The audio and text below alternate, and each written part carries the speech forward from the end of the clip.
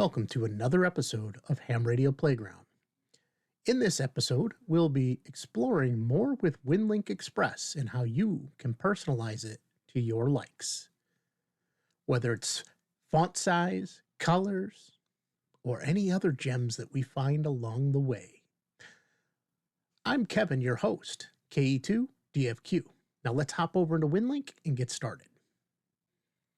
So in my Winlink Express, as you can see, I've already customized it a little. I've changed the normal background of white to be blue, although you can't customize 100%. Like, why do we have black here, but white here? They give you limits to what you can custom and personalize, but this font size is very small. I have trouble reading it even with my glasses on, let alone you trying to read this on your TV. It probably is really, really tiny. So let's take a look at how we can adjust the settings within Winlink Express to optimize the colors, the font size, the font used, all of that fun stuff, and really make it personalized for us individually. All right, so first thing we want to do is come on up here to our settings. You're going to find that the settings option is where a lot of the stuff is that we're going to explore in this training series on Winlink.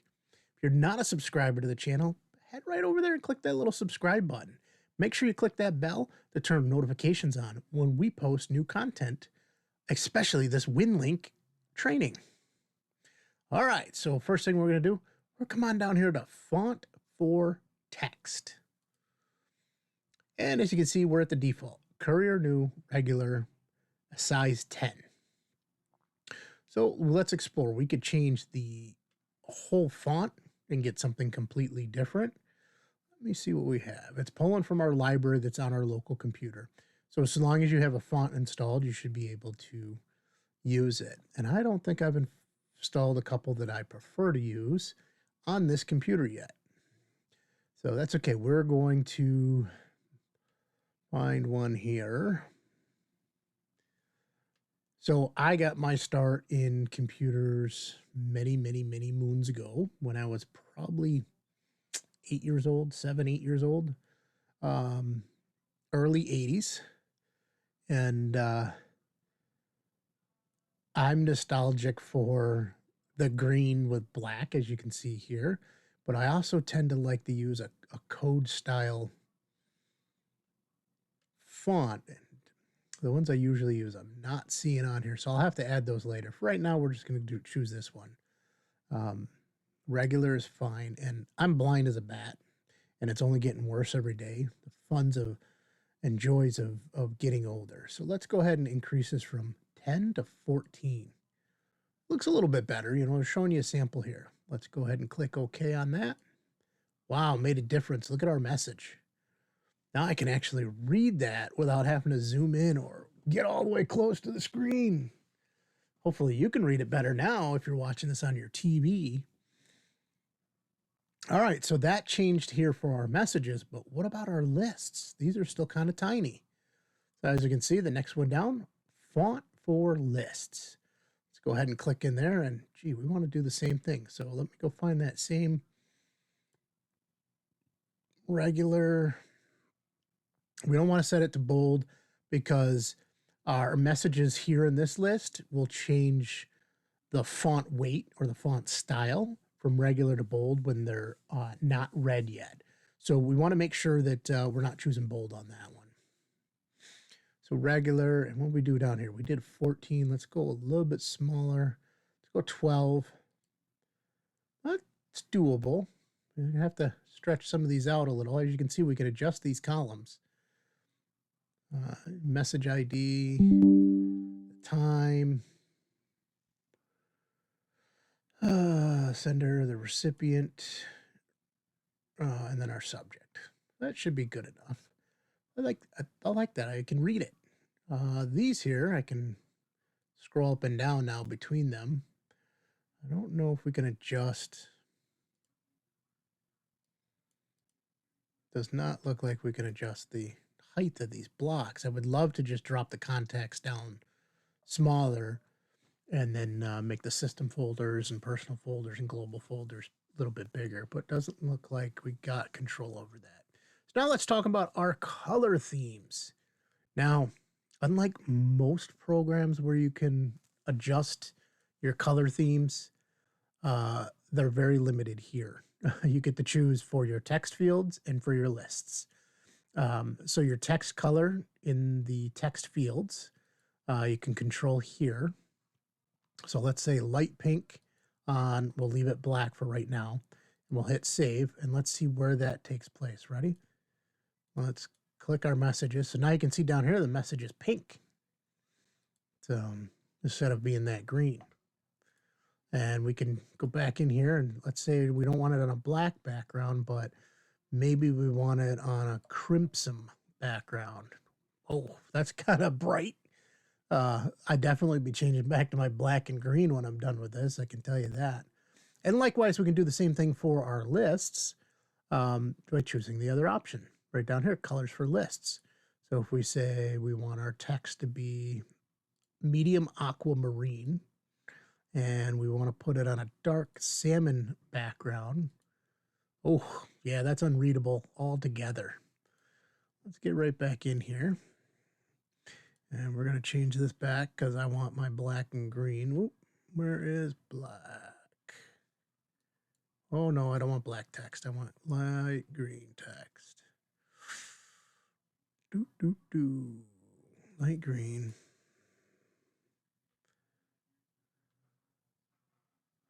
Black background. See, it didn't increase our font size here. That would have been nice because I struggle a little bit on this, to tell you the truth. I have to zoom in or I have to make things bigger. And we're looking for a background of black. Boom. All right, I think I'm good. I just wish we could change this or they would come out with a full dark mode like many other software programs have. Most of those are web-based programs that do it. As you know, we're hams. We're in our shacks 3 o'clock in the morning working. Nothing like having bright white lighting up the whole room. So let's take a look at some of these other settings while we're in here, right? So preferences, form settings, auto session open on startup, your contacts.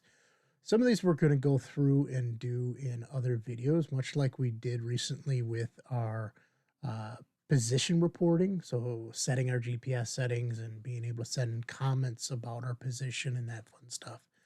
There's nothing really in here to adjust for personalization other than,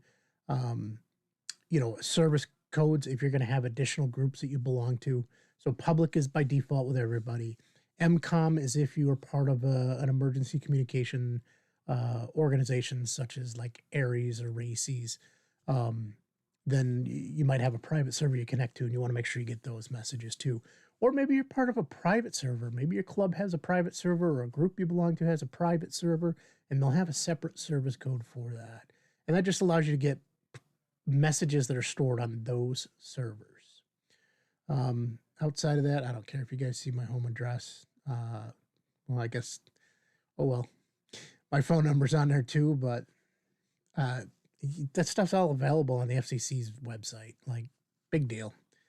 And I'm not worried about the registration key. You want to copy it and use it, it won't work because it's registered to my call sign.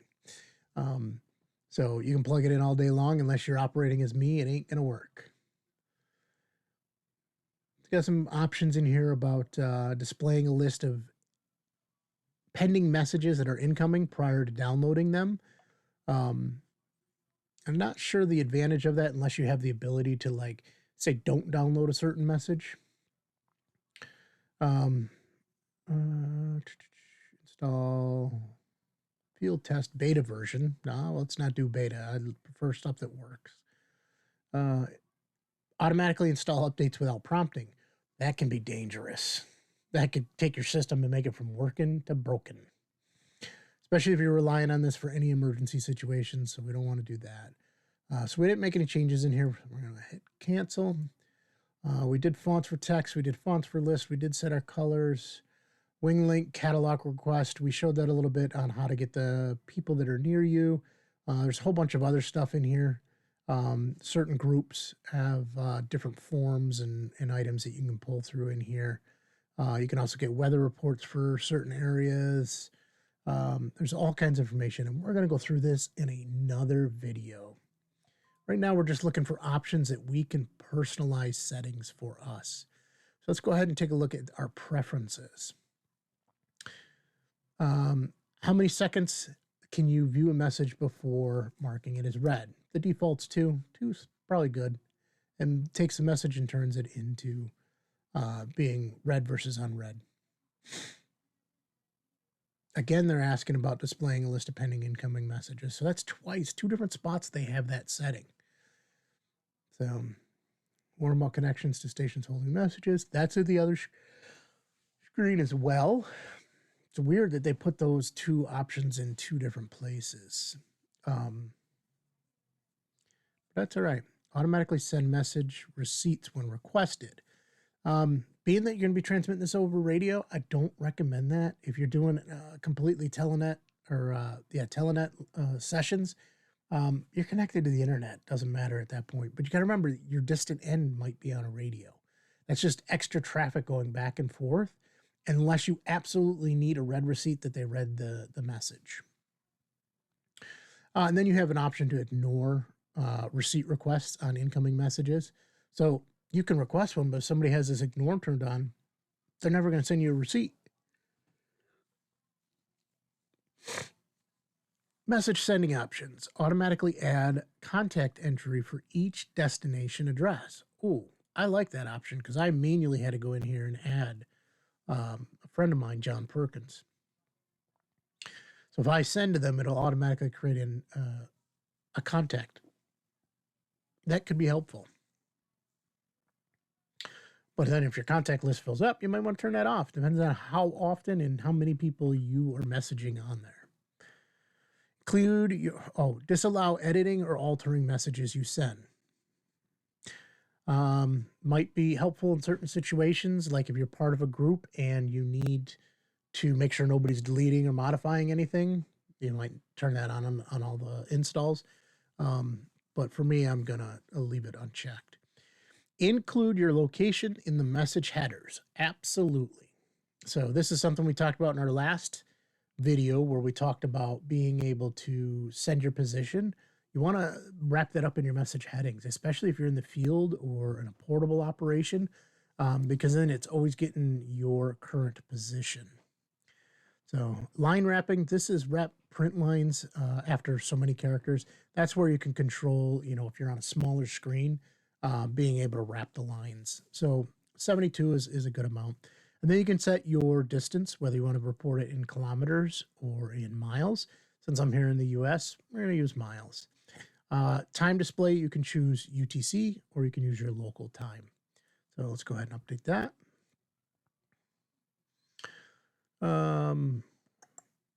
Update user options. So this is some of the same stuff that was on that first screen as far as controlling any out-of-country prefixes or suffixes to your call sign. You can enter them in here.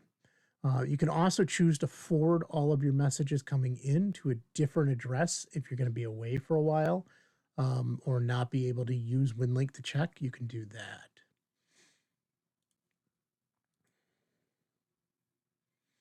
Then we have another option for message notification and forwarding.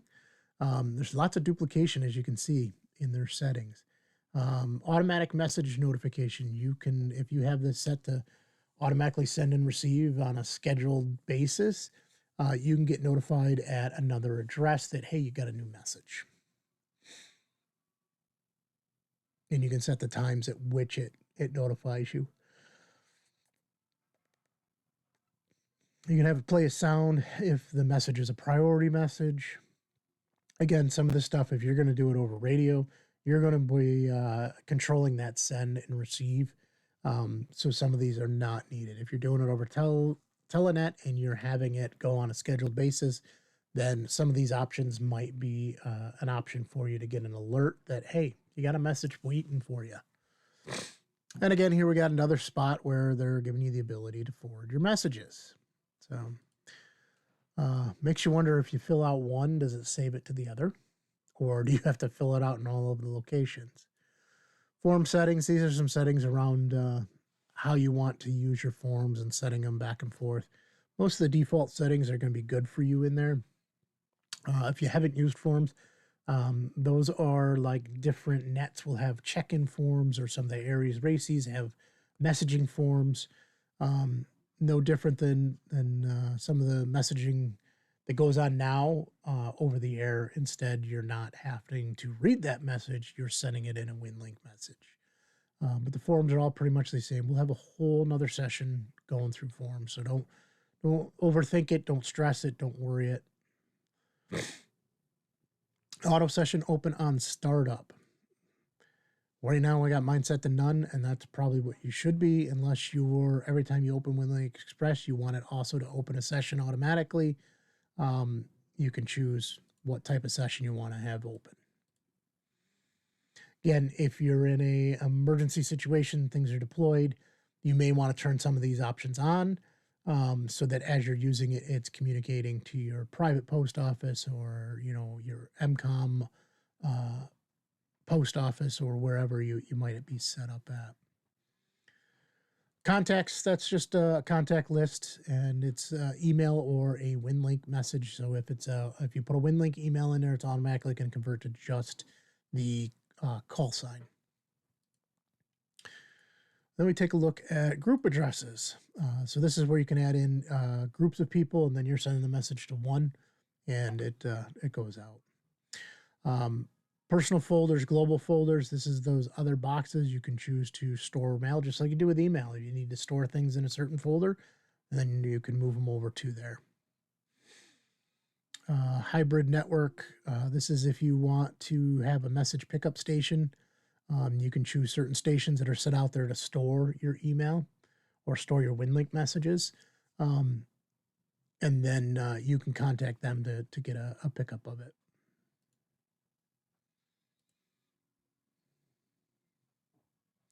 Propagation calculation parameters, what's your radiated power, some settings for it to calculate. And I'll show you in a second where this comes into play. What it sets for a green quality and a yellow quality. Again, this is all going to come up in settings. I'll just show you right now. So let's go ahead and open up our Vara HF. So we open up a session. As you can see, Vara pops up at the same time. And if we come in here, yes, I know COM3 is already turned off because the radio itself is turned off. So we go in here to channel selection. And wow, increasing that font size really made the difference on this. We got our call signs, the frequency that they're on, their mode they're using, which comes down to play about speed. So if you're not registered for Vara, if you haven't paid the license fee or Winlink Express, you're probably going to be stuck in the 500. Makes a big difference, especially if you're doing a lot of forms, to pay those two fees and be able to get the upgraded speed. So as you can see, this is where it's calculating the quality score, whether it gave it a green, a yellow, or a red. And it's based on their distance from you, the amount of power you're putting out, all of that fun stuff. My distance is in miles, so that's interesting that he's now in the list. He was not in the list earlier. This is one that I usually connect to, AA2YG. And earlier he wasn't popping up in the list. As you can see, K2VTT is in here, and he's got a few different bands. He's 4 miles from me, which is interesting that it gave one that's 39 miles from me. They're at the same score, but it put that one ahead of the other. And so John is a little close to me, so doing some of the HF stuff might be difficult.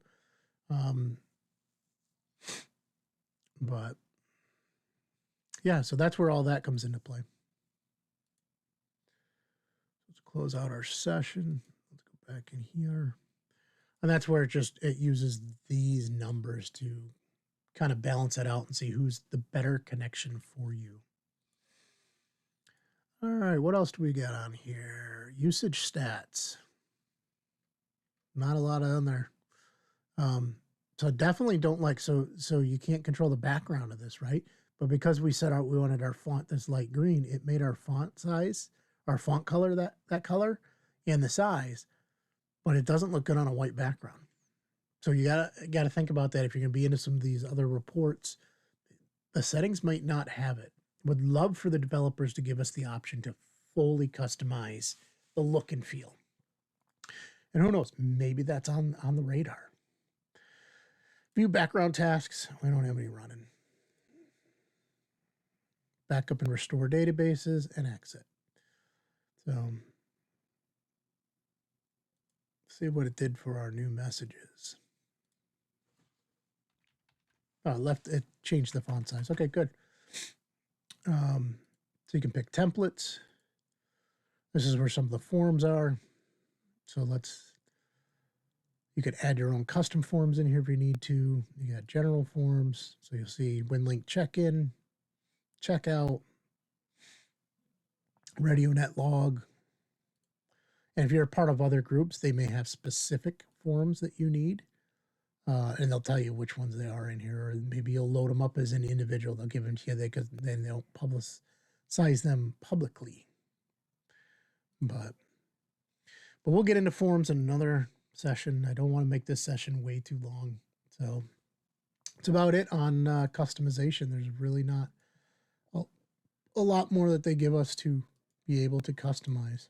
Well, that's it. Time to get out of the sandbox. Playtime is over.